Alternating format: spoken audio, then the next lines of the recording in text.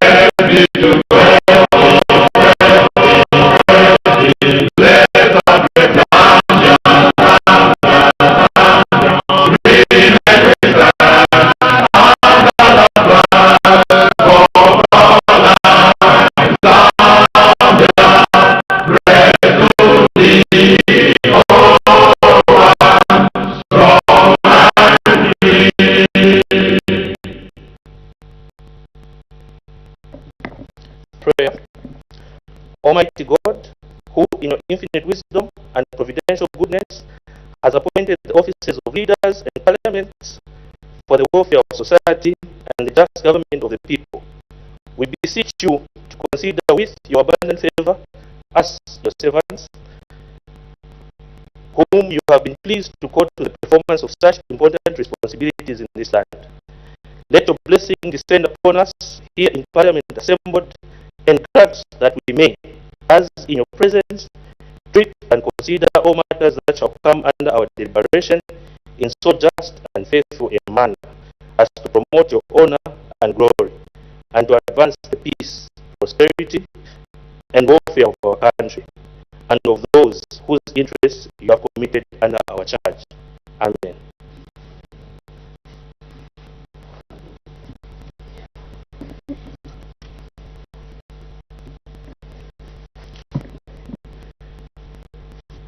Honorable members, before we get into the business for this session, notice of order. Before we get into the business for this session of Parliament, I wish to welcome you all to this August House. It is with great honor and privilege that I welcome you all to the reconvening of the Youth Parliament.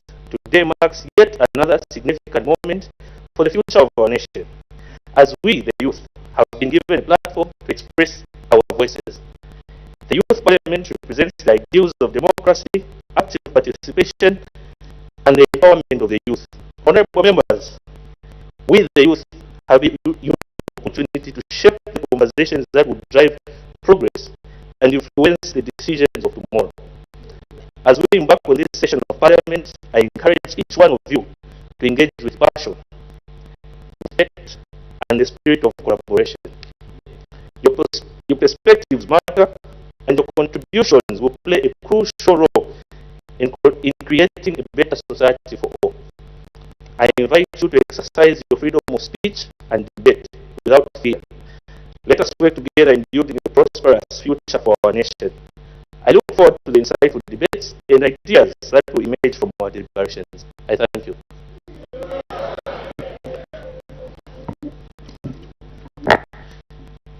Questions for all answer, understanding what there is. The Honorable Member for Jemima Mwaba.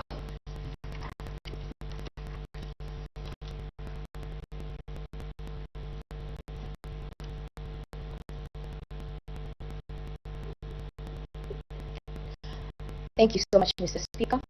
Question 1. Thank you. The Honorable Minister of Energy.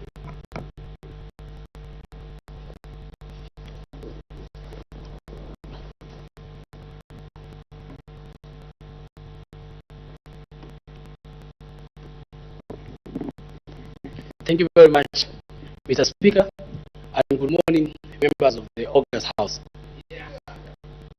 The nation will wish to know that the Minister of Energy under this April government has done and taken so many strides in the energy sector. And the question reads, we are trying to respond to the energy crisis in order to improve the livelihood of many Zambians. What long-term plans does the government have to address the ongoing energy crisis that has resulted in the prolonged power outages? What specific measures are being implemented to ensure a stable and sustainable supply of electricity in the coming years?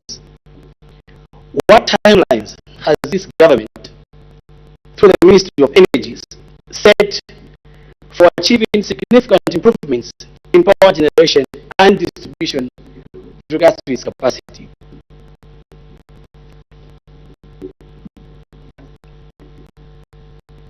You may proceed, Honorable Minister, to render the response. Okay. Honorable Member for Kanyama, I must make mention that this government, this inception, has had people's interests and will at heart. We have taken tremendous strides to ensure that we improve the livelihood of Zambians. And as we took government, remember, our government was hit by the worst drought in many years, or decades to say. But however, it's imperative not to mention that we are a government which responds to challenges, and we were elected to respond to challenges and improve the livelihood of Zambians. As a government, we took strides to ensure that we respond and this nation doesn't go into the doldrums. A few measures were taken, immediate and some long term. For the immediate needs of the Zambians, this government had to ensure that we improve what is known as the livelihood of people by reducing the cost of importation of solar products. we made sure that excess duty was scrapped off on all solar products so that this becomes accessible and easy access for solar products for the ordinary Zambian out there. You understand that climate change is here to stay. And as a government, we understand that there's an issue of mindset change which we need to actually inculcate in Zambia. So hence moving from highly dependent on hydro to now responding to other energy solutions such as solar and also sustainable energy. You must be aware that this able government, looking on the southern part of Zambia, we have the Mamba quarries, where we've been producing about 100 megawatts. But also, just recently, we have opened a project where the president did the groundbreaking ceremony, where we will now be producing 300 megawatts. This is all in the view to improve and respond to the energy crisis. Zambia got its independence in 1964, and from 1964, we as a nation were not deliberate to improve or probably respond to the energy growing demands. Hence, we as the government, when we came into power, we knew that now we are sitting with about 20 million Zambians. And when we got independence, we had about only 3 million Zambians. So if you look at these demographics, it means the demand has skyrocketed. Hence, the previous government did not respond to this, but we as a government have said, no, let's just respond and provide solutions. If you go to Zambia so far from here, commission, and I believe you saw it on ZNBC and other media houses, we commissioned a solar plant. It's a view of us responding and diversifying to not only being dependent on hydropower. And we are not only doing this in Zambia. If you go to Choma, we did a groundbreaking ceremony. If you go to Chipata, we did one. We did one in Milo, in Wapura province, or in Northern province. So this just shows you that this government is equal to the task. I must say that we understand that actually there are certain effects to the marketeer out there who's actually dependent on this energy, who's depending on ZESCO's energy supply for them to sell, or for them to run their saloon or barber shop. There's an SME out there. But it should be rest assured that this government has friends around. When we had a crisis, what we've done, some of the things is, we know, recently we had the Republican president of Mozambique who visited Zambia, our weather friendly. These are countries which are responding to help us. We are exporting power from Mozambique, importing power from Mozambique because they've seen that our friends are in a crisis. We are also importing power from Zimbabwe, and these are countries which are responding because Zambia has been a country which has been supporting countries when they're in a crisis. So these are some of the measures put in place just to ensure that we create a sustainable environment. Trust me, with what happened 2 years ago with the drought, this country would have gone to its knees. But you have an able government which is able to respond, and a powerful minister like myself who understands that for Zambia to rise, it needs people who are equal to the task. So ZESCO and other energy providing companies are equal to the task. I must mention that we've also embarked on a project where we'll be importing electricity from Tanzania, and this is a project, it's a major project which we are working on.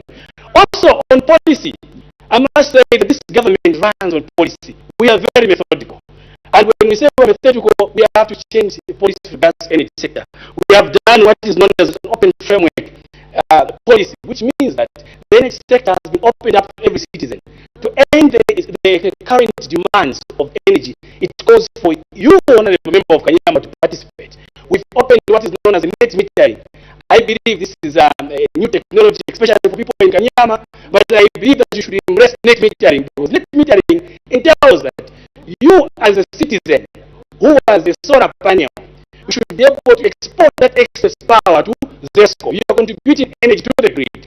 And our friends in Tanzania set a very good example. They've got excess energy to supply or export, all based on the domestic contribution of the individual citizenry. So hence the need for Zambia to change the mindset. As I earlier said, that we've removed excess duty on solar panels or solar products, with the view that this will reduce the cost of importation or buying for citizens. So the need for Zambians to contribute to the energy sector is huge. It's about mindset change. If we can diversify from largely dependent on hydro, we can be cooking using gas. And this government, members of the August House, has embarked on a serious gas project. We've been speaking to our counterparts from Mozambique, where we're trying to see how we can explore possibilities of us extending the pipeline from Mozambique to ensure that we can import gas to Zambia. So we are not a failing government. We're a government which admits failure, but we're also a government which admits challenges. We're not elected to respond, but we are elected to respond to the growing demands of the Zambian people. I can rest assure you that by 2026 August, the 10 hours of load shedding citizens are experiencing will be reduced probably to 2. But this does not mean that this able government has failed. So we'll be there to respond to the problems which you people failed to respond 10 years ago. But this government has responded. It is the first government since independence to embark on a revolutionary project for solarization of Zambia.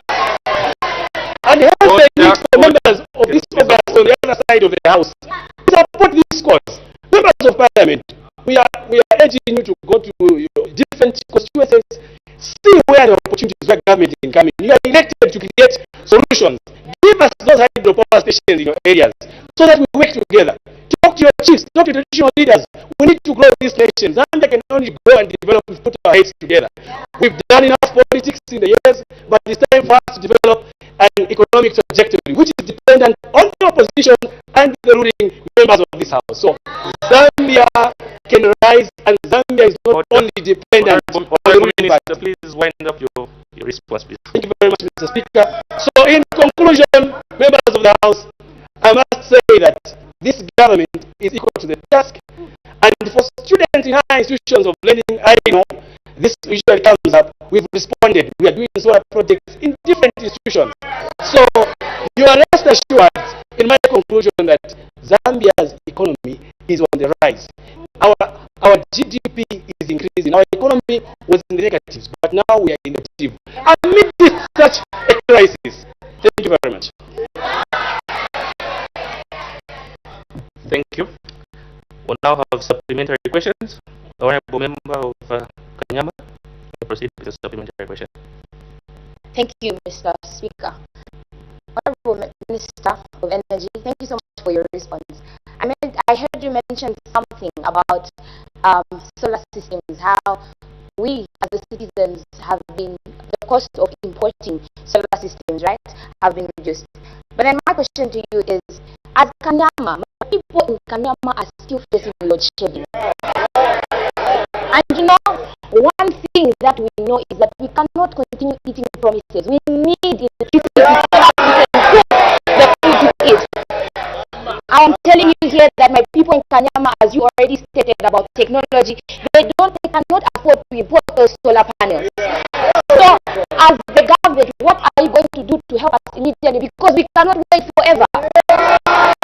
Thank you. I am saying that we cannot wait forever. Thank you. I'm sure the Minister has picked up the question. Thank you so much, Mr. Speaker. Thank you. May I respond to the issues that have been raised? Thank you very much, Honorable Member for Kanyama. In response to this very good question, and yes, it is true because the responses are being done. Do not wait forever, because what I must mention to you is that we are responding to a crisis, and Zambia has got 11 provinces. We cannot be in all the provinces at once, but gradually we are getting to your step. I can rest assure you that we will soon get to where you are, and we'll get to your doorstep and we'll respond. And some of the measures being done, ideally, some of the measures being done today might not be felt by you, but your next neighbor might have felt them. But you can be rest assured that with the measures being done, especially when we commission the expansion of Chisamba Phase 3, be rest assured that this country next year will actually be the greatest exporter of energy in the country. Thank you. Thank you. Honorable Natasha Bota. Not present. Honorable Prince Makala.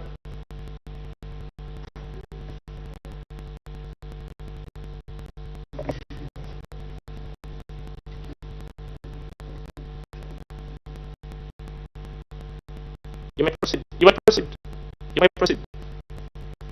The speaker acknowledged you. You may proceed. Thank you, Mr. Speaker, for according the wonderful Prof. Livingstone an opportunity to ask a serious question to the Minister of Darkness and Power Outage. Order. Can we have order? Please withdraw that reference you've made. We do not have a Minister of Darkness. As far as the share is concerned, we have a Minister of Energy. With due respect, Mr. Speaker, I withdraw. You may proceed. Thank you. I want to know, Mr. Speaker, why has this current government divided the country? My constituents have got long hours of load shedding. Why are other places power does not go, or they have power throughout, or maybe few hours of power outage? But in my constituents, we only see power just for an hour and it goes. So it's just a few ones. So what criteria is government putting in place? Why are they segregating us, Mr. Speaker? Thank you so much. Thank you. You may respond, Honorable Minister.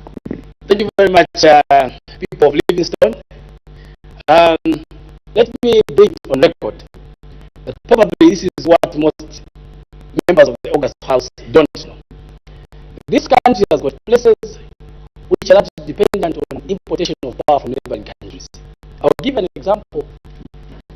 In Eastern Province, near Chama border, Zambia has been largely dependent on importation of power from Malawi. It's because for the last 40 years, previous governments did not have the initiative to put or connect that part on the national grid. But that part is largely dependent on importation of power from Malawi. So if, for example, in that area, because they are not dependent on the national grid, their connection is coming from Malawi, it's possible that them they would have power and you don't have in Lusaka. And that does not mean this government does not prioritize you. The distribution is done are quite complex. I understand that you're not in the energy sector, but for us engineers, we know that distribution of energy requires a lot of variation. So, having said that, it's possible when you are rationing and you're trying to manage an overload.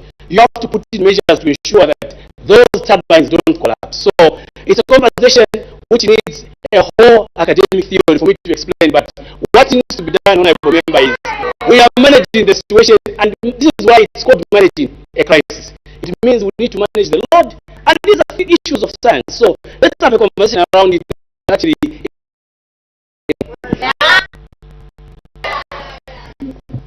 thank you. Honorable Natasha Bota. Thank you. My question goes to how you mentioned that Zambia's economy is on the rise. So does that mean that the country is able to afford the transition into solar, or we're going to go and acquire more data? Thank you. May I respond? thank you, honorable member.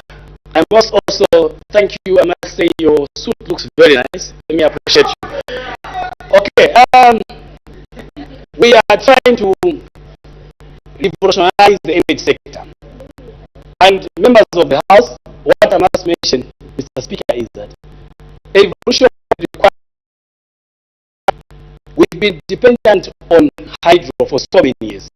So it means that also the coming of solar on the market is receiving a bit of resistance, despite it being the ultimate long-term solution.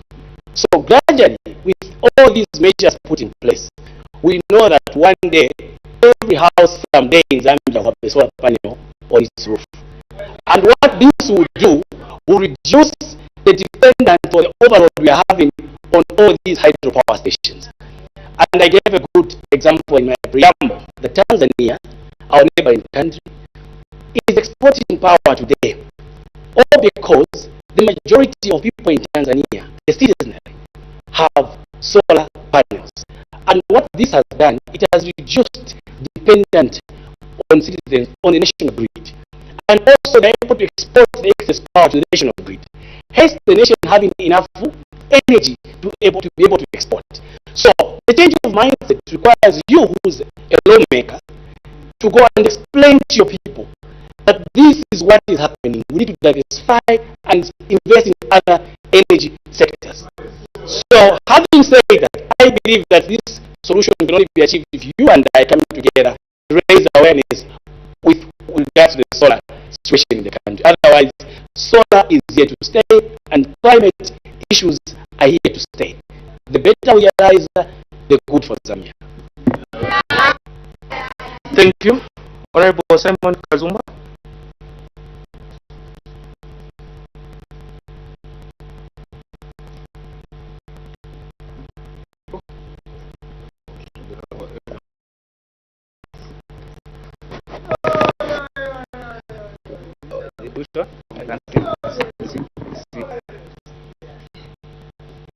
Thank you, Mr. Speaker, giving an opportunity for people from Kembe constituency being a rural sector. So my question goes to the Minister of Energy. Minister, you mentioned about solar energy. Persons with disability, they have challenges when it comes to finances. So how sure are you that these persons with disabilities, they can purchase those solars? Thank you. I submit. Honorable Minister of Energy. Thank you very much, Honorable Member, for Kembe. I agree that persons with disabilities don't share a common platform like ourselves. But this government is not leaving the persons with disabilities behind. And I have my Minister of Community Development with me, and I've got my other colleague from the Ministry of Law Government. I believe with the various avenues created, we have got Citizens Economic Empowerment, CEC, giving grants and loans to citizens. We've got loans through CDF, and we also have grants through CDF. And we also have social cash transfer. We also have a lot of other empowerment initiatives for our friends.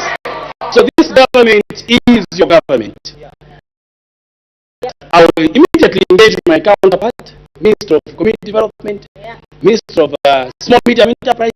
We see how best we can prioritize persons living with disabilities on these grants and loans to ensure that our comrades don't remain behind. Otherwise, this government is for you, it is for everyone, it is for the Zambian people, and the persons living with disabilities are part of the top priority of our government. Thank you very much. It was indeed an electrifying segment. We move on to the next item on the order paper. Motion. The Honorable Member for Nalolo, Honorable Mulea.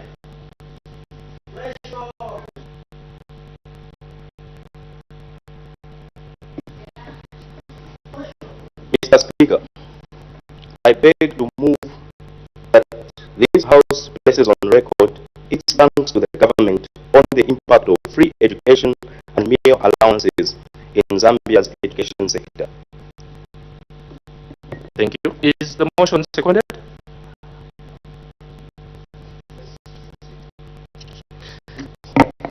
Seconded by the Honorable Member for Kwacha. The question is that this House places on record its thanks to the government on the impact of free education and meal allowances in Zambia's education sector. Any debate? The Honorable Member for Nalolo.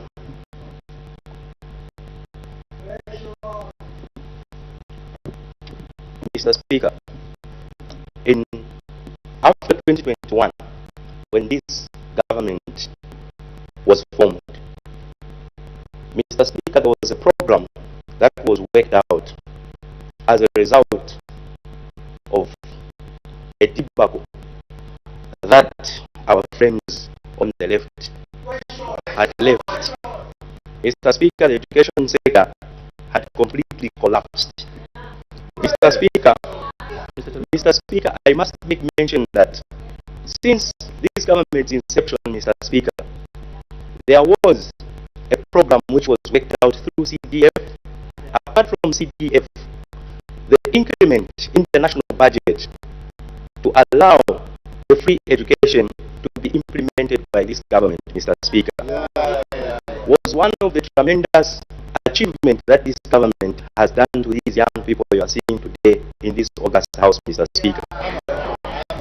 Mr. Speaker, as we speak right now, we have a huge number of young people that have enrolled back into these higher learning institutions, secondary schools and primary schools, Mr. Speaker. Mr. Speaker, this has improved the level of quality education that we have always seeked as young people, Mr. Speaker. This government loves the young people to an extent of making sure that it will be very unfair to speak about free education and meal allowances, Mr. Speaker, without mentioning CDF, Mr. Speaker. Because through CDF, Mr. Speaker, we have students that are also benefiting from the free education policy, Mr. Speaker. We have what we are calling the KGS. The Keep Girls campaign in school, Mr. Speaker, has brought about a number of young women, young ladies who are out there who had dropped out, who had fallen pregnant, Mr. Speaker. This program, Mr. Speaker, as we are speaking, we have a lot of young female students that have returned back in school. Hence reducing, Mr. Speaker, the level of early pregnancies and early marriages, Mr. Speaker. This government, Mr. Speaker, through its policies, Mr. Speaker, has really worked out a program which is making sure that we improve the livelihood of young people and the people of Zambia, Mr. Speaker, by eradicating poverty, Mr. Speaker, through making sure that our young people, Mr. Speaker, are educated and well informed, Mr. Speaker, securing the future and the next generation of this country, Mr. Speaker. Mr. Speaker, allow me to make mention that in these higher learning institutions, Mr. Speaker, there were buildings or hostels that were left without being, Mr. Speaker. As we speak, Mr. Speaker, allow me to be very categorical on this one, Mr. Speaker. The University of Zambia, Mr. Speaker, has all the hostels, Mr. Speaker. Mr. Speaker. Order. Let us allow the member to proceed with it. Mr. Speaker, the hostels, as we are speaking, Mr. Speaker, come January next year, Mr. Speaker, students will have enough bed spaces at the University of Zambia, Mr. Speaker. Mr. Speaker, not only the University of Zambia, Mr. Speaker, allow me to make mention that the Copperbelt University, Mr. Speaker, as we are speaking right now, also is doing the similar, is having a similar trajectory, Mr. Speaker, as we are speaking. Mr. Speaker, on the issue of skills development, Mr. Speaker, this government, Mr. Speaker, has made sure that these young people are revenue implementation is involved, Mr. Speaker. Revenue generation, Mr. Speaker. We are making sure that these young people have enough skills through private institutions, Mr. Speaker. Mr. Speaker, as we are speaking, we have a lot of young people that are benefiting from the CDF, Mr. Speaker, through skills training in these private institutions, Mr. Speaker. Mr. Speaker, through the Ministry of Technology and Science, a lot of bricklayers, a lot of drivers, we have a lot of welders, Mr. Speaker, in this country. Mr. Speaker, this means that as we are speaking, the revenue, instead of us bringing a bricklayer from outside this country, Mr. Speaker, we are making our own bricklayers, Mr. Speaker. Not only that, Mr. Speaker, the free education policy, Mr. Speaker, is meant to keep the monies, the coffers of this nation, Mr. Speaker, circulating in this country, not leaving the country, Mr. Speaker. Please conclude. As I conclude, Mr. Speaker, I just want to make mention to the people on the left, Mr. Speaker, that this government, Mr. Speaker, Mr. Speaker, is a government that loves the young people, that loves the nation, Mr. Speaker. This government, Mr. Speaker, having faced, as the Minister of Energy has said, Mr. Speaker, having faced the worst drought that we have had in the history of this country, Mr. Speaker, it has managed to sponsor a number of young people, Mr. Speaker, to get back into school, Mr. Speaker. As we are speaking, Mr. Speaker, the budget for next year, Mr. Speaker, was increased in the number of enrollments where higher learning institutions are concerned, Mr. Speaker. So we expect more young people to get more bursaries, Mr. Speaker, more you, standing, Mr. Speaker. I thank you, Mr. Speaker. Thank you. Does the second wish to speak now or later? You may proceed.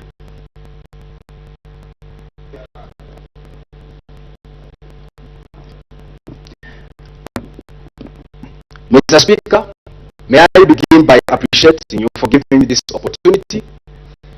And may I say that education is the ingenuity of development in our nation. And if we overlook this, nation is not going to develop. Mr. Speaker, that it comes to the issue of bursaries, we the government are serious on this particular matter, because we know that the youths of this nation are the ones that are carrying the largest number of our population. And when we survey properly, we know that these are the individuals that are actively participating in high learning institutions, in secondary schools and primary schools.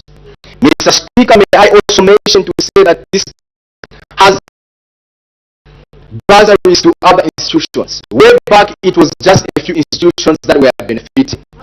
May I make mention, Mr. Speaker, to say that not long ago, 4,683 students were awarded at Belt University. And don't you think that this government is doing the most? Because we believe that education is the bedrock to our nation. And Mr. Speaker, may I also mention to say that who would want their child not to go to school? May I say that res ipsa loquita, the thing speaks of itself, Mr. Speaker, to say that individuals are testifying way back in our villages that their children are going to school, Mr. Speaker. And the number of them, indeed, they are going to school because this government is the engine that the young people have. Today, Mr. Speaker, if you go to Ndumesi, you go to Kasempa, you go to Muchinga, every province you mention, because this government is not segregative. We are a government that believes in equity. And Mr. Speaker, may I mention to say that our curriculum and the quality of education is one of the things that we have done. By doing so, Mr. Speaker, that this government is the first government we have seen about 30,000 plus teachers, Mr. Speaker. What is this entails to say that we believe that the ingenuity of this nation is with regards to education. Mr. Speaker, may I also mention to say that the Community Development Fund is also one of the policies that has come at fore. And ours also is to make sure to say that also excuse. May I make mention, Mr. Speaker, if the institutions that are also benefiting with regards to bursaries that are offered under CDF pertaining to VETA.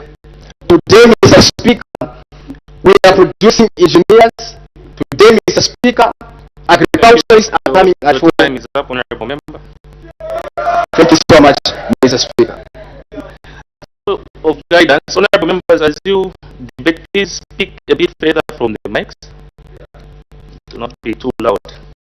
Thank you. I'll call upon Honorable Inos Kaova.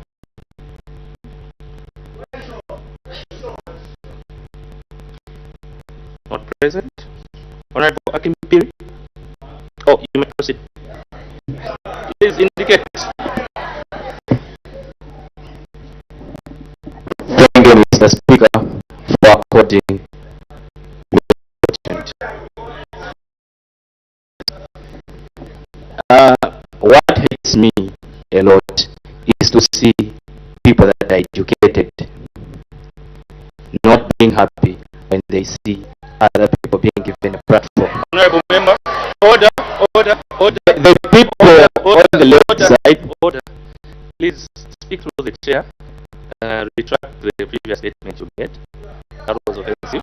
Thank you, Mr. Speaker. Yes. Thank you. You haven't retracted the Withdraw. I withdraw. Thank you. You may proceed. I withdraw. We the people that are here, we want to save the nation at a particular time, and we are still saving. But we are not happy when we see the people that will take up the mantle of representing the country being given a platform. We are talking about giving a platform to 2.6 million people coming back to school because of free education.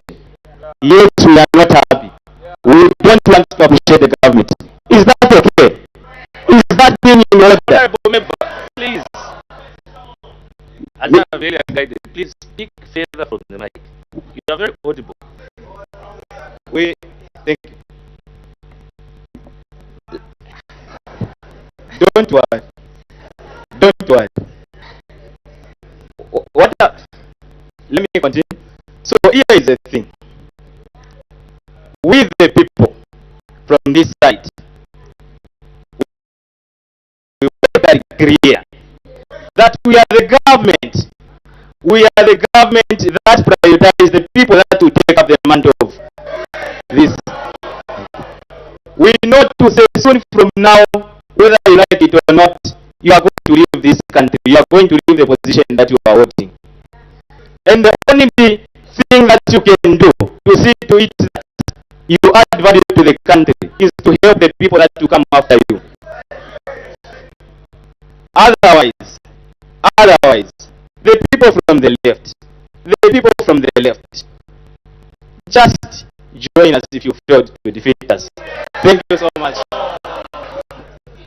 Thank you. We appreciate the members' energy. Honorable Vincent Sakala. Honorable Vincent Sakala.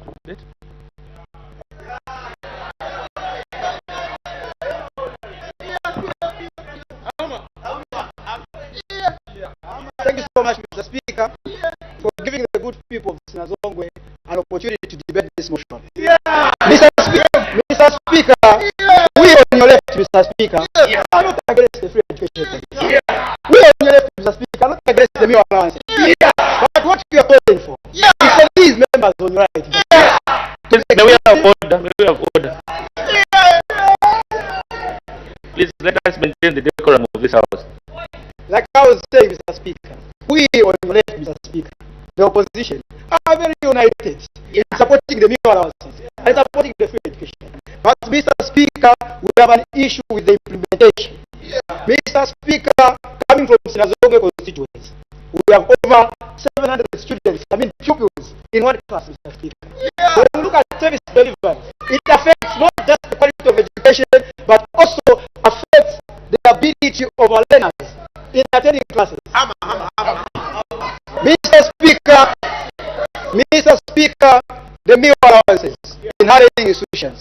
Mr. Speaker, the meal allowances are only benefiting a few sections of the class. Mr. Speaker, coming from other higher institutions, like the private institutions, Mr. Speaker, these colleagues of the government should have come to this house with a motion on how they can sit with the higher institutions, like Cavendish, like Uninas, like can also benefit from the meal allowances. Mr. Speaker, the removal of the motion has done us an injustice by misleading the house. The meal allowances are benefiting a big section of society. Mr. Speaker, we on the opposition, when this motion was brought to bring back the meal allowances and free education, my colleagues here on the left supported the motion unanimously. Thinking that these colleagues who help in implementing it and supporting it deliberately. But Mr. Speaker, the Minister of Education is busy on her phone.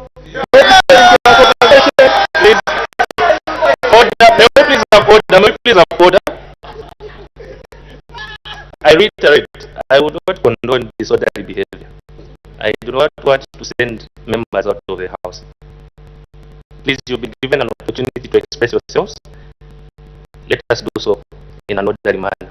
And the Honorable Minister was not on a phone. Please speak to the chair. Address the chair. You may proceed. Mr. Speaker. Through you, Mr. Speaker, we are urging these colleagues on your left, on your right, Mr. Speaker, even as they are exiting government next year, Mr. Speaker, to consider us, your servants, We have been pleased to quote the performance of duty. And listen to us. Meal allowances is a good policy and a good initiative. Free education is a good policy and a good initiative. But let's work on the implementation program. Let's make sure that we attend to the needs which are rising as a result of the vast numbers in attendance. And also let us look at these other high learning institutions which do not have meal allowances and see to it that they are given. Mr. Speaker, I thank you. Thank you. Thank you. Honorable Ephraim Chipunda.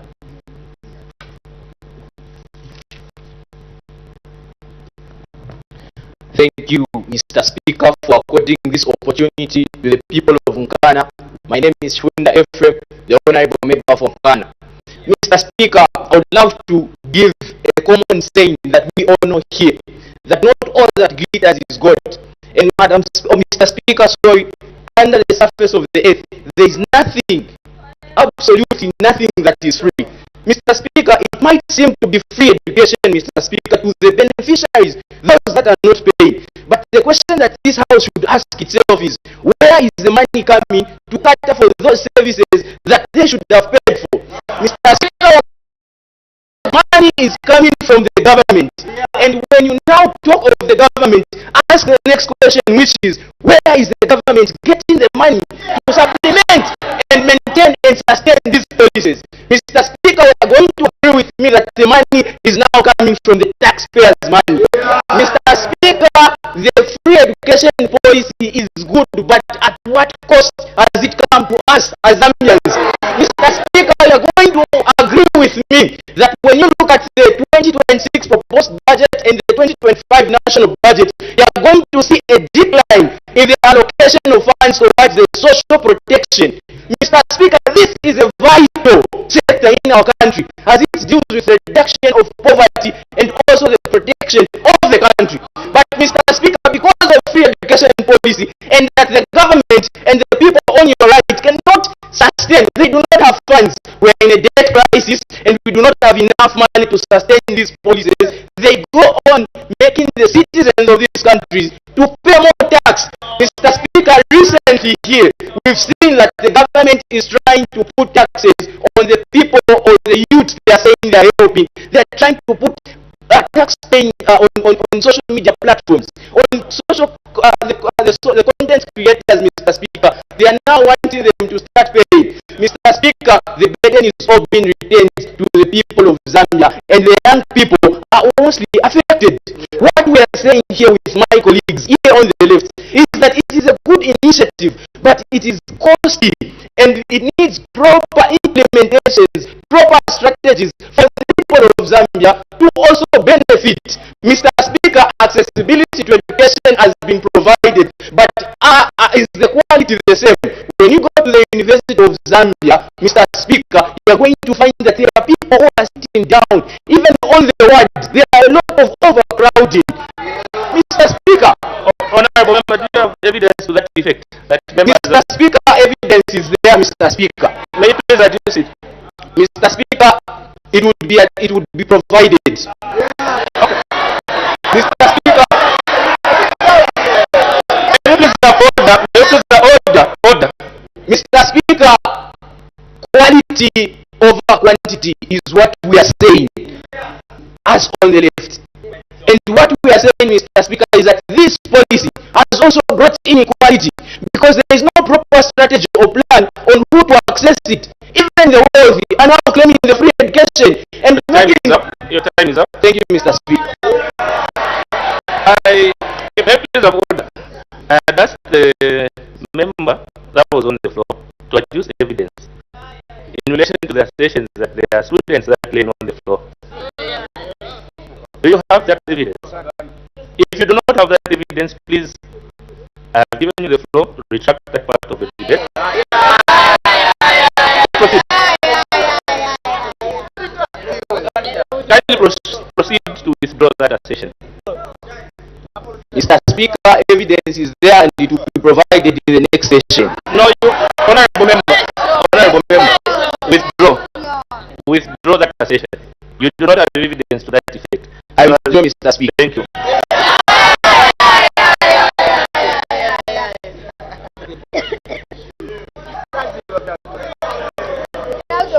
Honorable members, as a way of guidance, our orders provide understanding order 17, paragraph 1, that a member who is debating shall ensure that the information he or she provides to the House is factual and verifiable.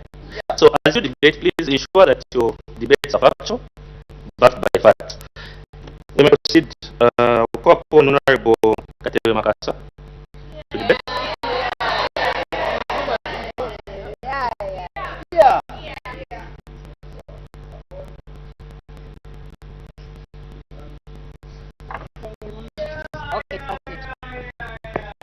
Honorable Member, Mr. Speaker, thank you for giving an opportunity to the members of Kawata constituency to have a say on this very important matter.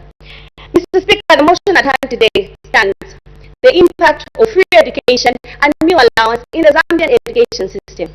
A borrower is saying from our insurance companies, which goes as, insure today, secure your tomorrow.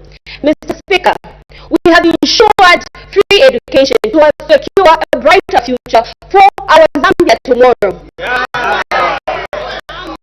Mr. Speaker, with the coming in of free education, we have seen an increment, a dramatic increment of 2 million pupils, both in primary and secondary school. Isn't that a good thing, honorable members? This is a step in the right direction. Mr. Speaker, going to my second point, education is the greatest equalizer in life. Some of you would agree with me.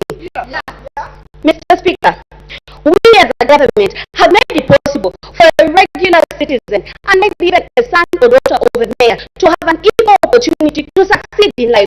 We're a government that is inclusive. We're a government that provides opportunity for each and every single Zambian citizen, regardless of your gender, your background, or your status in society. Mr. Speaker, this also encourages the pupils and the students to work hard. Mr. Speaker, this encourages the pupils and the students to work hard. Mr. Speaker, when they work hard top passing their exams, let me say grade 7, grade 9, and grade 12, even at university levels, the students will work hard to ensure they clear the end of year examination. And when they work hard, this inculcates discipline in our citizens. And when we have a disciplined citizen, they will ensure to participate in the governance and development of our country. Mr. Speaker, free education produces an informed citizen. Education enables people to understand their rights. Order. Honorable member, you're not allowed to read the speech. I'm sure you are aware that Standing Order 64, paragraph 4 provides that the member shall not read a speech during the debate, but may make reference to notes or quotes from a document. Thank you for the guidance, Mr. Speaker. Mr. Speaker, an informed citizen makes informed decisions. And when they're informed, they are aware of their rights and their responsibility to this nation. When they're informed, they're able to participate in the governance system and decision-making of this country. In conclusion, Mr. Speaker, I would like to applaud this government for being the first ever government to effectively implement free education, to bring back the meal allowance that was recently scrapped off by some members on the left. Mr. Speaker, we as a government understand the importance of education. When you educate a nation, this nation will develop. Mr. Speaker, we as a government understand that a hungry student cannot study effectively to produce the desired results. Thank you, Mr. Speaker, for giving the people of Kawata to have a say on this. Ladies and gentlemen, this government, honorable members, let us applaud this government for what they have done, because they will go down in the books of Zambia to say they implemented. Honorable member, your time is up. Thank you. Honorable Clinton Movita.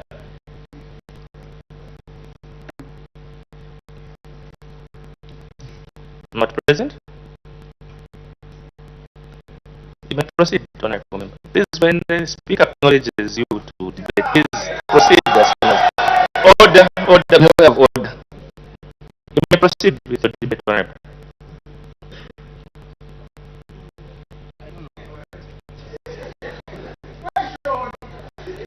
There's a button on your right. Please turn it on.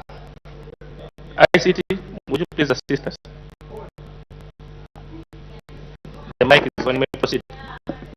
Thank you, Mr. Speaker. I would appreciate if I can delegate this to Honorable Faith Machipis. You cannot delegate, honorable member. Do you want to debate or not? If you are not ready to debate, we may call upon you at a later stage to debate when you are ready. Oh, it's a mixed up, sir. Okay. So you would proceed to debate? No, sir. All right, thank you.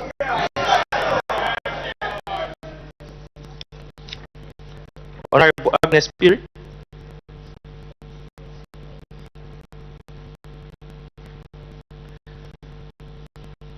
Not present. Honorable Lillian Mumbi.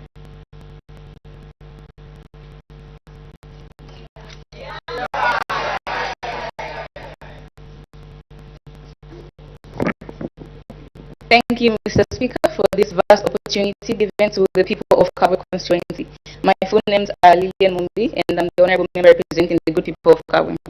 I must start by saying I rise today to contribute to this very important motion, which is talking about the free education and the implementation of the meal allowances.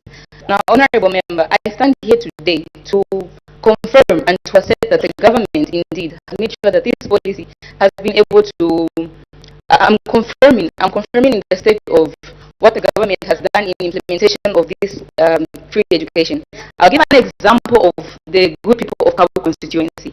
Honorable member, to your attention, Kabwe constituency is holding a second. Which honorable member are you referring to?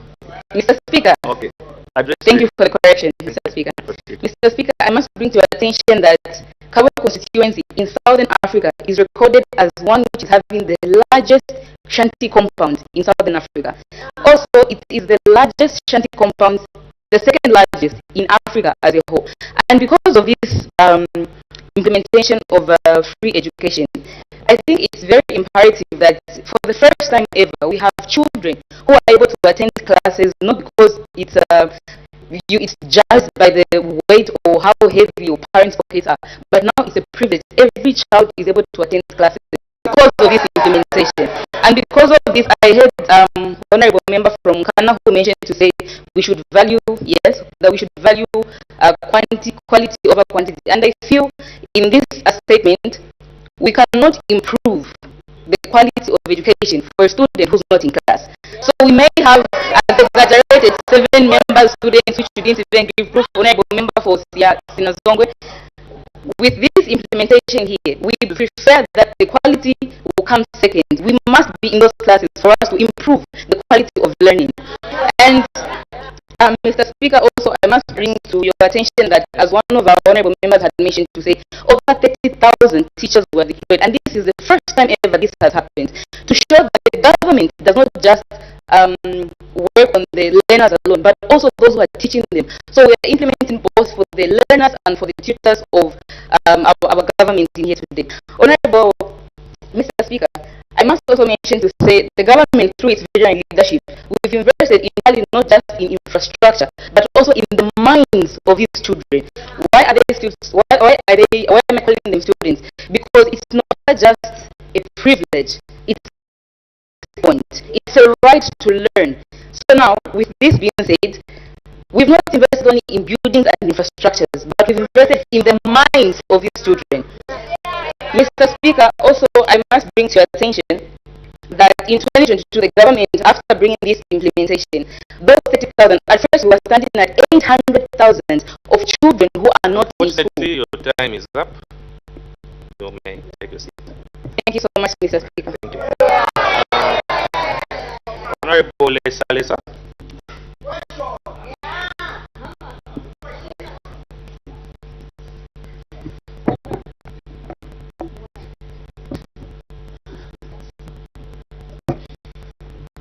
Thank you, Mr. Speaker, indeed for your call. My name is Lesa, Honorable Member for Matero,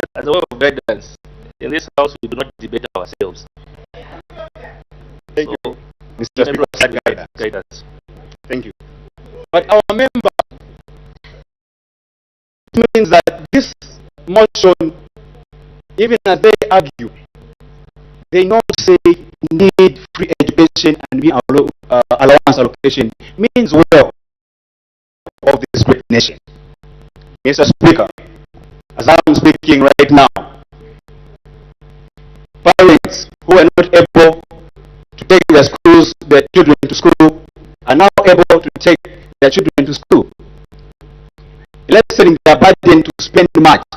All what they need to do the pupils now is to pay attention in class and not paying money, because the government, the new government, has allocated free education to each and every children in Magoy, Mr. Speaker. Mr. Speaker, our colleagues on the left, may I withdraw that? Mr. Speaker, Mr. Speaker, as I am easy. You are projected. You may proceed with the debate. Yes, Mr. Speaker. The occasion, however, Mr. Speaker, in Magoy, the introduction of this free education has brought a lot of joy. And as a member of parliament, it is now our duty to ensure that there is adequate classrooms and adequate schools to support this program effectively, Mr. Speaker. Thank you. Your time is up. Thank you so much. Honorable Faith Machipisa.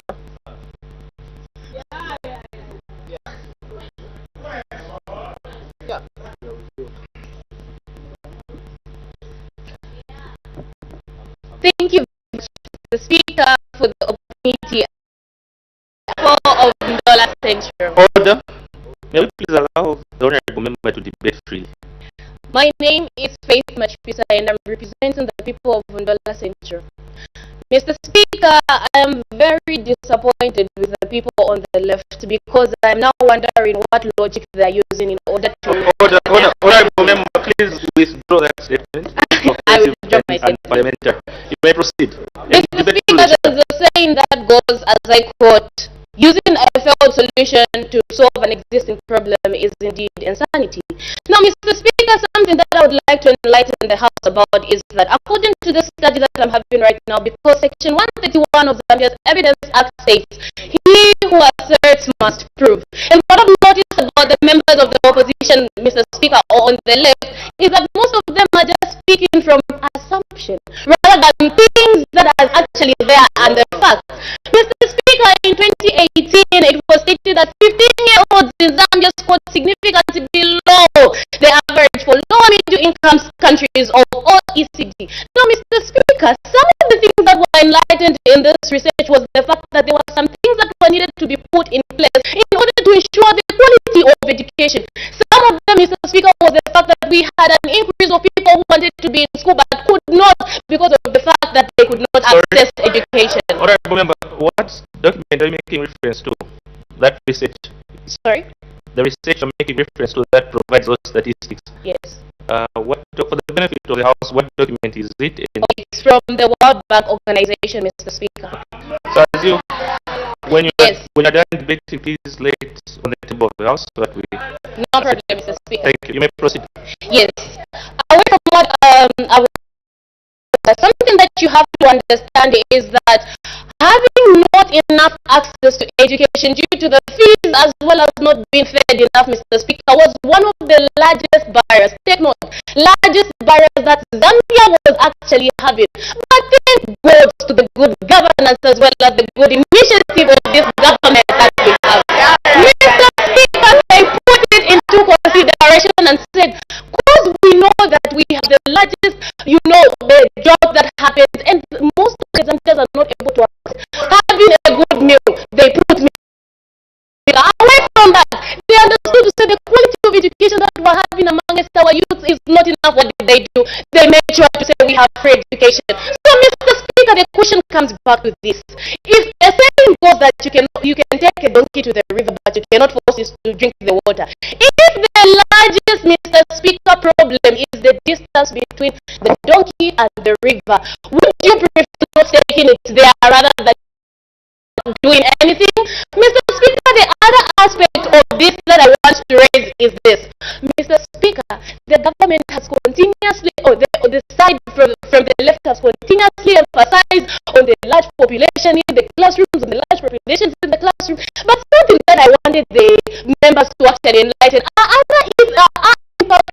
the way people are not able to go into classrooms, like because they're pregnant, but they've got an initiative that is being called Keep Girls in School. So they are not only focusing on this aspect of free education as well as allowances, but also focusing on other initiatives that ensure that we have quality, effective as well as efficiency when it comes to education. I submit, Mr. Speaker. Thank you. Honorable Njabulo Ntube.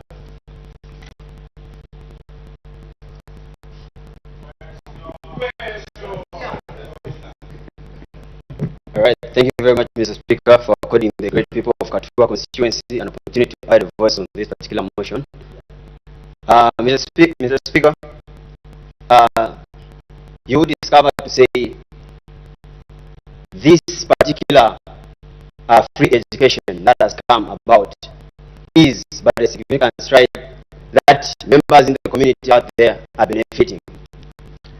Mr. Speaker, we as the government, we are not treating education as a cost, but instead we are treating education as an investment. Mr. Speaker, the coming in of free education has resulted in a lot of pupils coming back in school. And not only that, Mr. Speaker, we are also committed to improving the quality of education. How are we doing that, Mr. Speaker? We are doing that by ensuring that through a CDF that we have actually even increased this year, it is now at 40 million, Mr. Speaker. This CDF is going back, being pumped into our constituencies to even help in what? In improving the quality of education. Mr. Speaker, a lot of schools are being built. Okay? And we are committed, desks are being provided. We are committed to ensuring that we improve the quality of education, Mr. Speaker.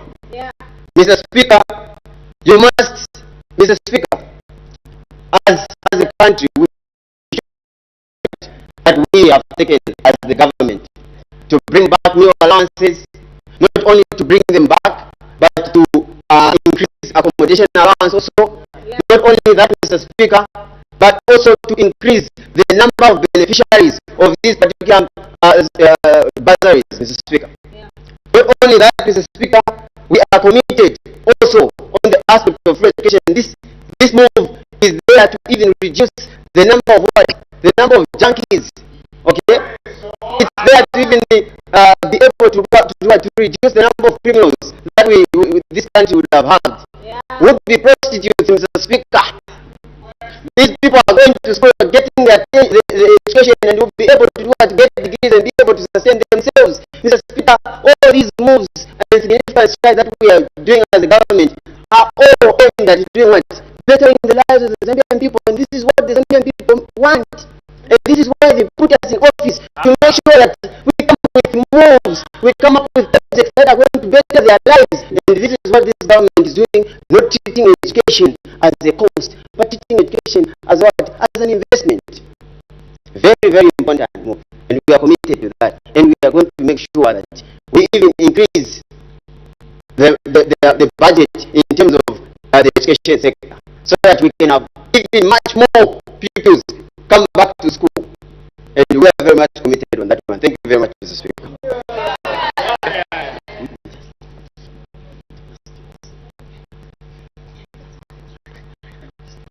Honorable Alex Sitolo.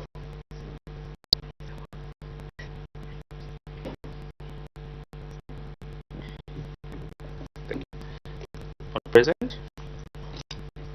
Honorable Agnes Chinyundu.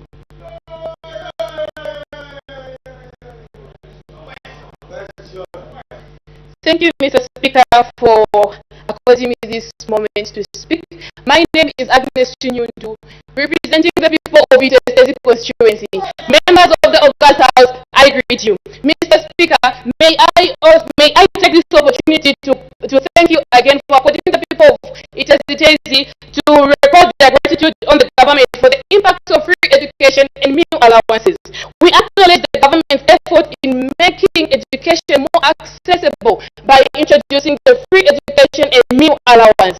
Mr. Speaker, this initiative has impacted many of the Zambian children in the Zambian education sector. How, Mr. Speaker? It has increased access to education by involving a lot of vulnerable children. Mr. Speaker, if you were to visit my constituency, which is Itezezi, you would find that most of these children that were hawking water on the street due to them not able to pay for their school fees are now in classes, Mr. Speaker, as we are speaking right now. These children, Mr. Speaker, are having their meals each and every day. You can't be in class, Mr. Speaker, on an empty stomach. But these people, these children that we are talking about, Mr. Speaker, are now in class.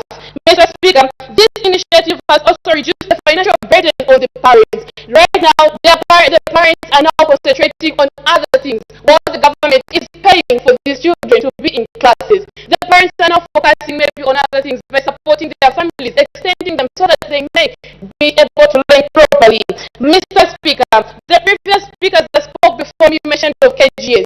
I'm sure most of the members are just surprised of which initiative is this one. May I elaborate more, Mr. Speaker? This KGS program is an initiative that was introduced in 2016. It targets about 148,000 girls across the nation, Mr. Speaker.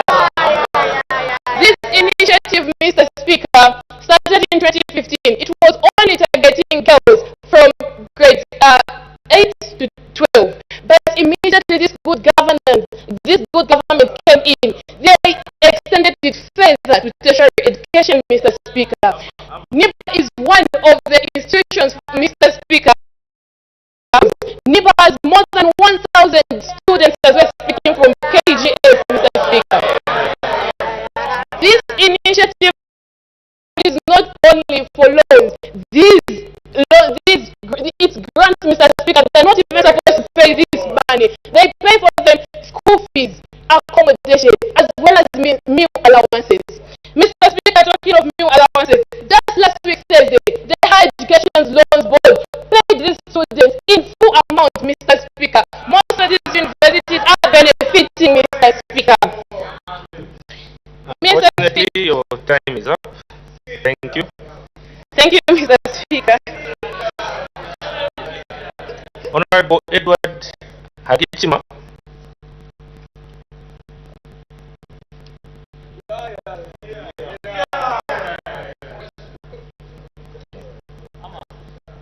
Thank you, Mr. Speaker, for giving me this honor.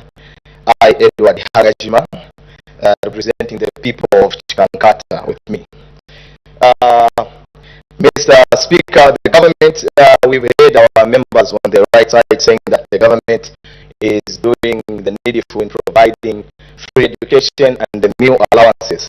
Mr. Speaker, the Zambia's main legislature is based on the Act 2011, which gives the right of each and every child to have the right to free education, free infrastructure, like better infrastructure for them to give the best for the people of Zambia. Now, the people are claiming to say they have done the needful, Mr. Speaker.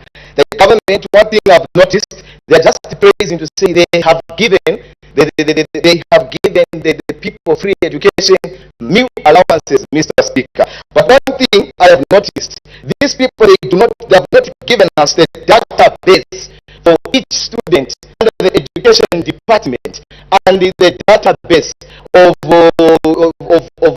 teachers under the Minister of Labor and Social Security to assess how far they have gone and how far they are measuring their stages in which they have improved. Because as far as I am concerned, under Chikankata, where I'm coming from, Mr. Speaker, there are other schools which they are only given meal allowances, and we've got a number of them, 80 students in one class, 80 pupils in one class, yet with 5 desks, then they are here praising and going abroad to say we've done the needful. Mr. Speaker, allow me to again to say the government in 2022, in 2022, it announced to say under the budget to say it allocated CDF about 18.1 billion. Again in 2023, it increased that. But I have a question to the House again, to our members on the right side, to say what measures are they using to say they are working? Because as far as I am concerned, they have only mentioned a few universities, UNZA, CBU, NIPA, but we've got other colleges. There's one of the colleges that I'm going to attend where I was doing my diploma there, Zambia Institute of Animal Health. No meal allowances there, no hostels there, but they are here trying to say they have worked. What measures are they put in place so that we believe to say these people are working? And allow me to urge my members on the right side. This is not the time to praise how far it's gone, but this is the time to update the nation to say this is what we've done. And in the next 2 years we have to complete with these. Thank you. Thank you.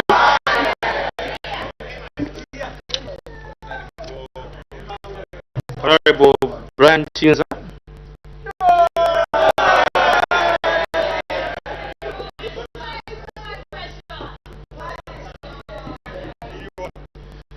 Mr. Speaker, thank you for giving the good people of Kapirimposhi. My name is Brian Chinza.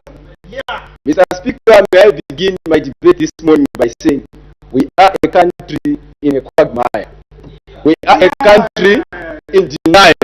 Mr. Speaker, the Minister of Education and the move of the motion here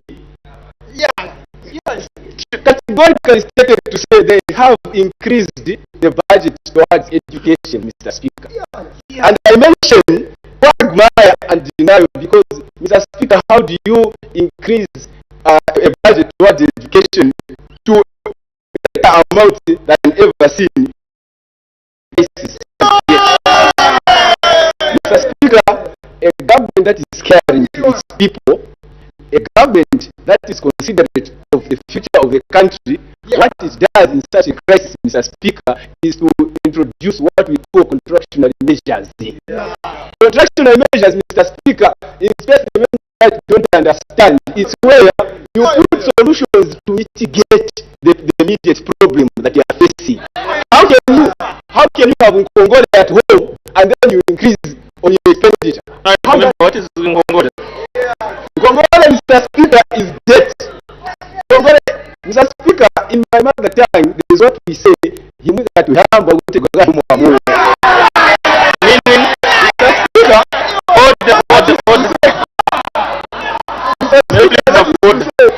that is to say, certain things must be said. Even if they are not welcome, so they must be said. So that more. So you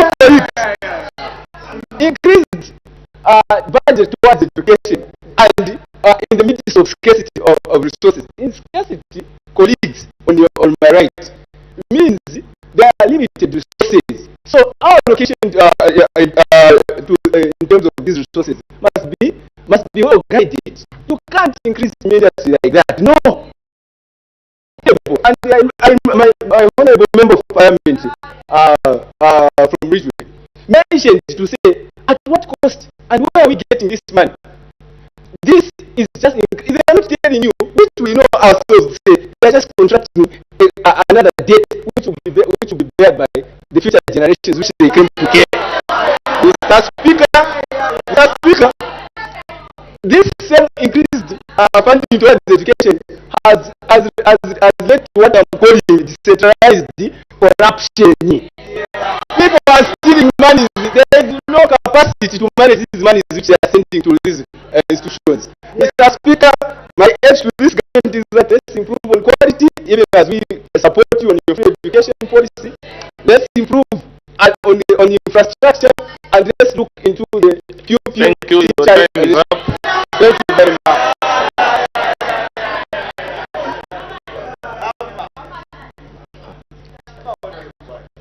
Honorable Nancy Ngwira Taonga.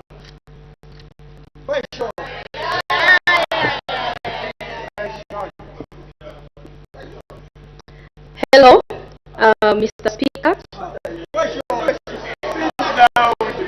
My name is Honorable Nancy Taonga Ngwira, representing the people of Luansha Central constituency. Honorable, I want to make mention to the honorables on the left that we appreciate, even though we are in the government, we appreciate what the government is doing in terms of education. And honorables, at one point, I will require you to mention Kwenyu with me. Mr. Speaker, Kwenyu means yes. I just want to make mention of this to the honorables on the left. Mr. Speaker, the people of Luansha Central constituency are proud of the new job government for dawning on the access to free education and also the access to meal allowances, which is actually a beneficial to parents and has lessened the burden on parents in terms of, and also has contributed to the economic development of our nation. Mr. Speaker, before when the meal allowances were scrapped off, we saw a decrease in the economic sector of our country. But now our parents can actually invest the money that was supposed to go to the meal allowances in other ventures.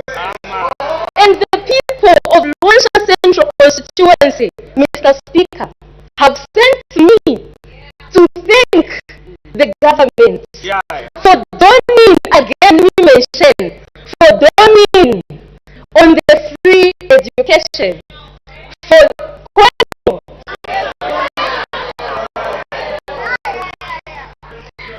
Thank you so much, my honorables on the right side, because I know that you are on the right side of things and you are on the right track.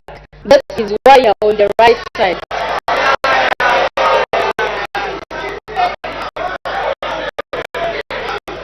May I please have order? Let us allow the member to proceed with the debate. And Mr. Speaker, sir, the people of Luansha Central constituency are more than pleased on the free education, even though the members on the left side have made mention that no, there is no quality education. There is no quality, but you have mostly on the quantity. Honorables, let us be grateful. Let us have a grateful heart, and let us appreciate what is needed to appreciate. Thank you so much, honorables. Thank you so much, Mr. Speaker. I rest my case. Thank you. I will not allow this point. I want to allow as many members to debate, and I'm premising my decision in line with Standing Order 141, which provides that the presiding officer may exercise his discretion over the taking of or allowing a point of order. So with that guidance, I wish to inform the House that I will not take points of orders. Thank you. Honorable Inos Kauma.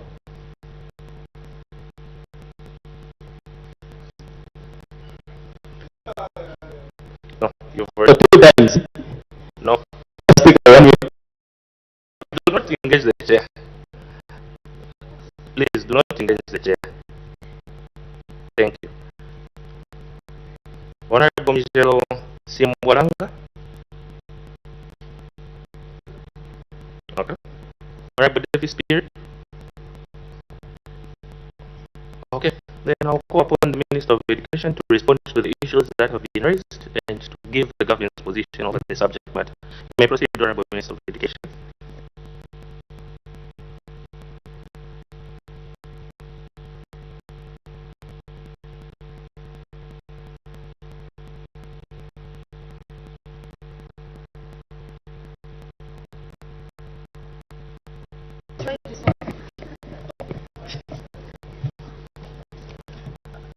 Thank you so much, Mr. Speaker.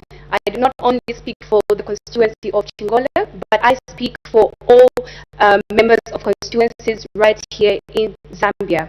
So to start with, Honorable Mr. Speaker, sir, when the people on the left talked of us not providing quality education, us increasing on the monies that are needed in the education, let me start by saying education is not a loss, it's an investment.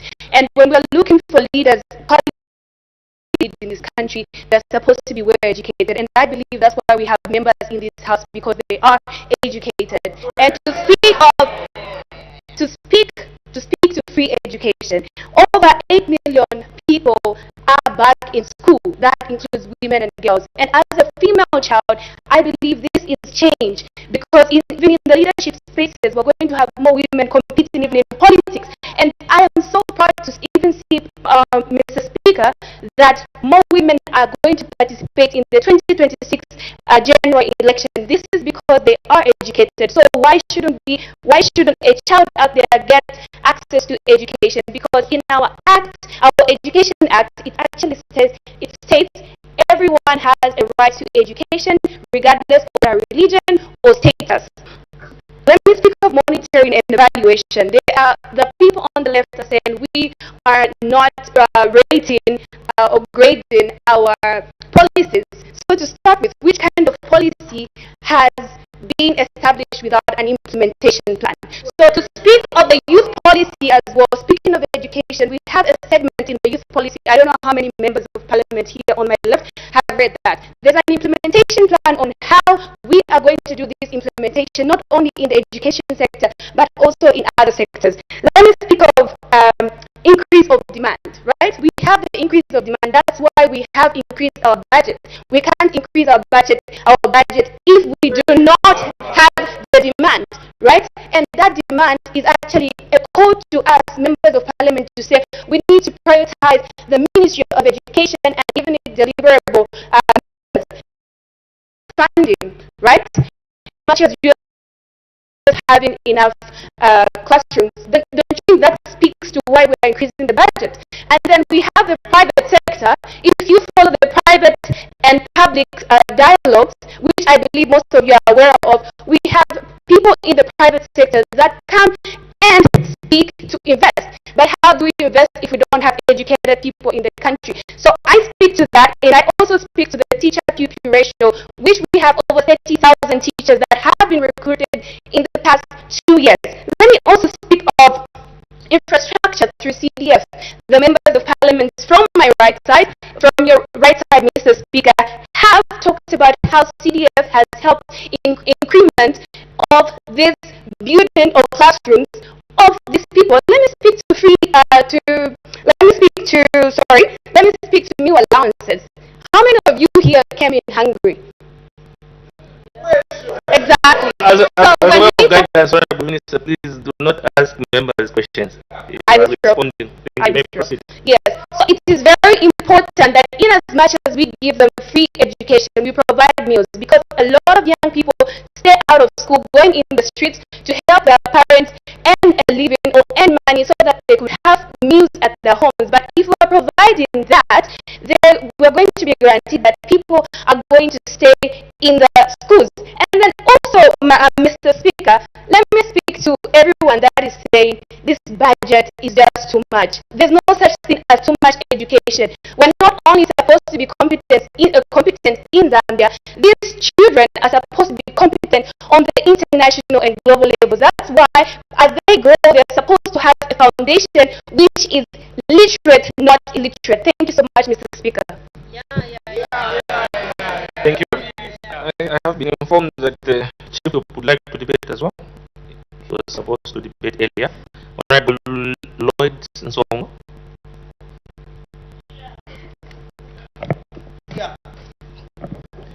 Thank you so very much, Mr. Speaker, for affording me this opportunity to add a voice on the motion. My name is Nsonga Lloyd. Mr. Speaker, allow me by indicating to the August House that education is an equalizer to national development, and education is a pillar to human capital development. Mr. Speaker, as government, we are very much committed to ensuring that we have a whole of pupils get back to school. The reason is simple, Mr. Speaker. If we are to grow as a nation and if we are to develop as a nation, we need a whole of people to be literate. It is very imperative that we have people who are educated because knowledge is hidden in the book. And this is the reason why, Mr. Speaker, we are very much committed to education so that we grow our budget. Of 2021, when we just took office or when we voted in power, we made sure that we grow the budget share from 11.5% to 13.5%. And of 2020, we grew the budget share to 15%, which is the status also for 2025. I think, Mr. Speaker, this is quite reasonable as a nation, speaking against the international norm of the budgetary share, which is standing at 20%. And as government, we are very much elated that we have made sure that over 2.2 million pupils are now back in school. These are young people who did not have a chance to get back to school, and instead they would have indulged themselves in unruly behavior by becoming junkies.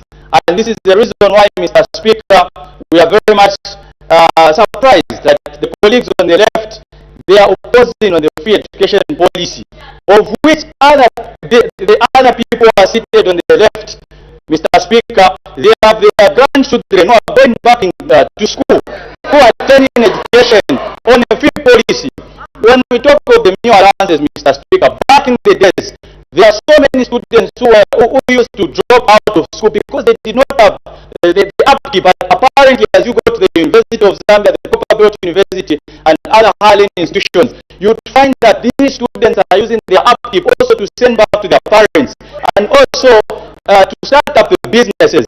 This is the reason why, Mr. Speaker, I would urge my colleagues seated on the left that they need to actually come to a realization that we need to support and support as a collective if we are to grow as a nation. Together we can make our nation great again. May God bless the Copperbelt University and may God bless Zambia. I thank you, Mr. Speaker. Thank you. Honorable Edgar Siwemba, Minister of Energy. Thank you very much, Mr. Speaker, for giving me an opportunity to discuss on this very important subject matter of education. I just want to echo out that this government is equal to the task and understands that for every great nation to develop, the biggest investment you must do is education. In 1964, after Zambia attained its independence, it began on what is known as a national building.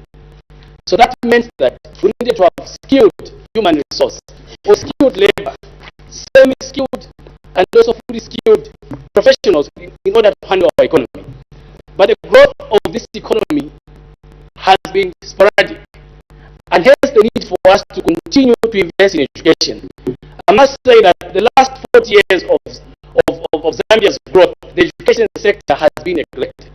We've not been building universities, we've not been building enough tertiary schools or elementary schools for skills development.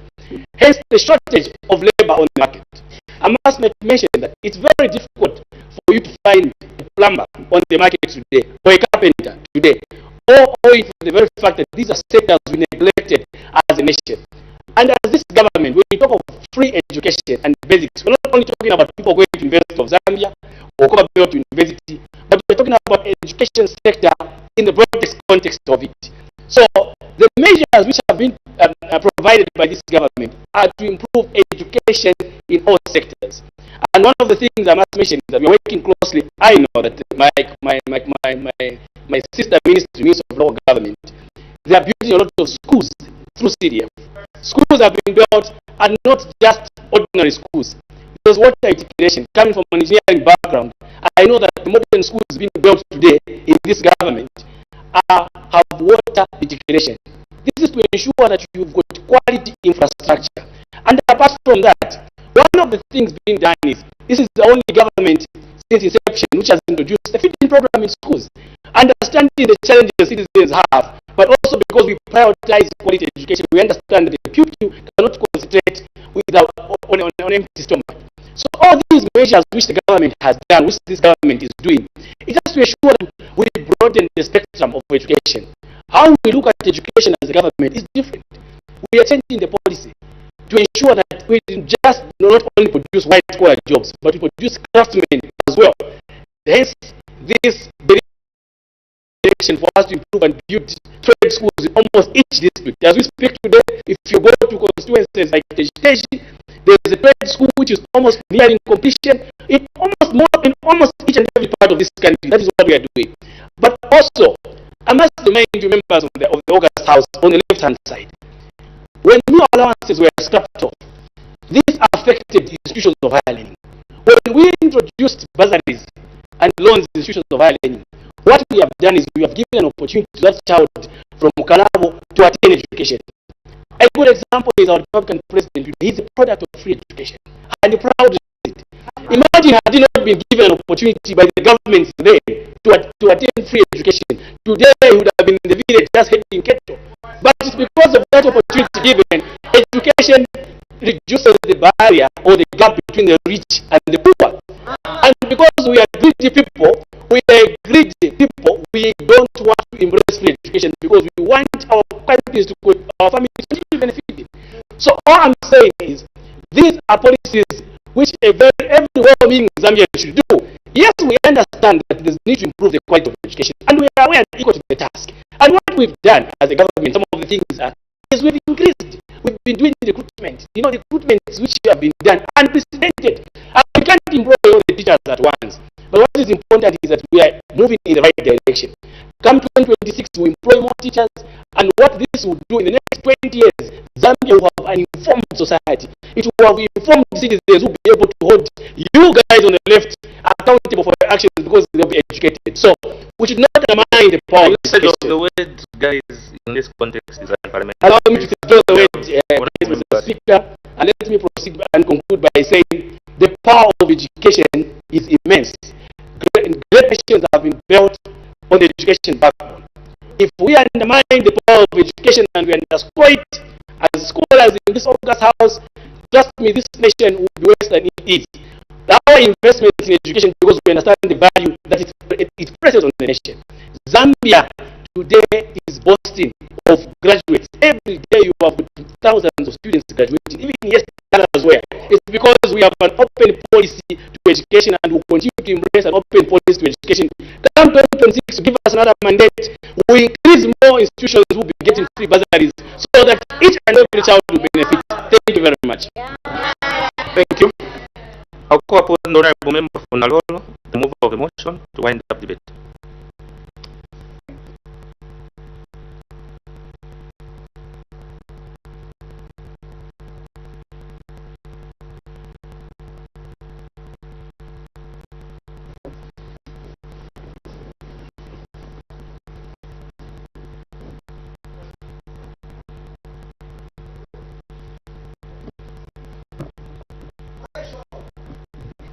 Mr. Speaker, allow me to just open the document.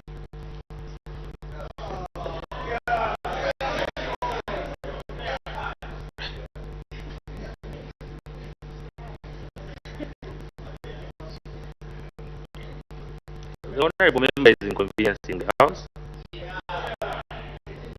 You ought to have prepared that debate, the Honorable Member. Mr. Speaker.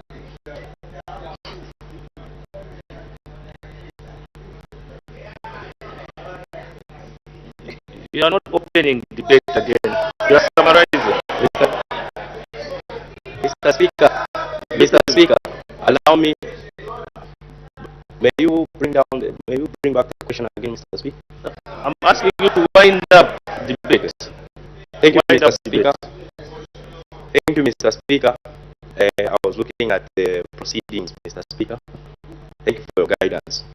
Mr. Speaker, earlier, as I stood, Mr. Speaker, I started by making mention to this August House on the trajectory of this government, where we are coming from and where we are at, where free education is concerned and meal allowances in these higher learning institutions, Mr. Speaker. Mr. Speaker, allow me to make mention to the members on the left, Mr. Speaker, that this country, Mr. Speaker, in the southern region as it stands, Mr. Speaker, we stand to be one of the best countries that are performing in terms of where free education is concerned. Mr. Speaker, the last few months saw election outcomes in Malawi, where the new government was ushered into office. The first policy that they implemented, Mr. Speaker, was to imitate what this government is doing, Mr. Speaker, by introducing a free education, Mr. Speaker, from primary level, Mr. Speaker, up to tertiary level, Mr. Speaker. Mr. Speaker, this entails how we, the Zambian people, and the Zambian government have really uplifted our people on the ground, our people from Narolo constituency, Mr. Speaker. Mr. Speaker, we are a government that has really focused to improve the livelihoods of young people, the livelihoods of our generation, Mr. Speaker, by empowering them through free education, Mr. Speaker, in these higher learning institutions, Mr. Speaker. Mr. Speaker, currently, as we speak, I make mention that I spoke about the current infrastructures that have been built in these higher learning institutions. And also, Mr. Speaker, as I wind up this debate, I wish to thank the House and everyone, Mr. Speaker, that has attended this Student and Youth Parliament for 2025, Mr. Speaker. Thank you, Mr. Speaker. Thank you. I put the question. The question is that this House places on record its thanks to the government on the impact of free education and new allowances in Zambia's education sector. As many as are of that opinion, say aye. Of the contrary, say no. Clearly, the noes have it. The question is negative. Her Honor the Vice President, adjournment.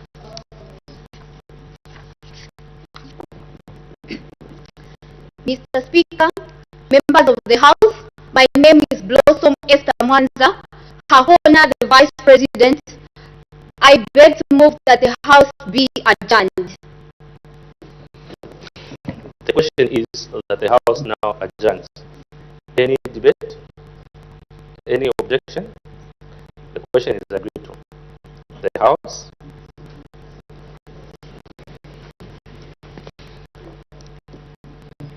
is now adjourned.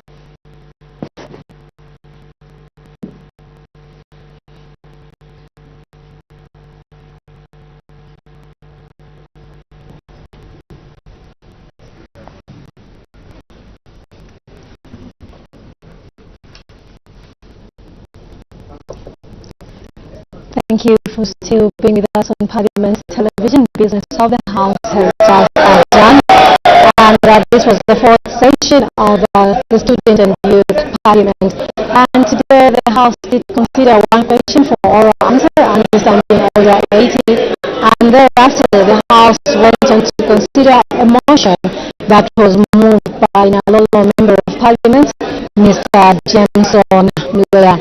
In the motion, he was urging the House to place on record its thanks to the government on the impact of free education meal allowances in Zambia's education sector. This motion was seconded by Mr. Taonga Shindano, who is co-chair member of Parliament. And when the question was put, this motion was negative, meaning the motion has not been adopted. And basically, that's the business that has been considered on the floor of the House today for the fourth session of the Student and Youth Parliament.